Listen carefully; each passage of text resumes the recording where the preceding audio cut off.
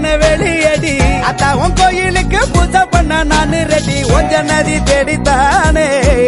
அடி ஓடி இங்கு வந்தேன் நானே ஒதுங்கி போடா தள்ளி நாம் உள்ளிருக்கும் கள்ளி என தொட்டு புட்டா அங்கே இங்கே அடிக்கிறிய சொல்லி அரசையில் சிக்கிள்ளி என்கிட்ட வந்த வளவிட நறுக்கிட்டு பெண்ணு கட்டிக்கிட கட்டிக்கிட கட்டிக்கிட கட்டிக்கிட கட்டிக்கிட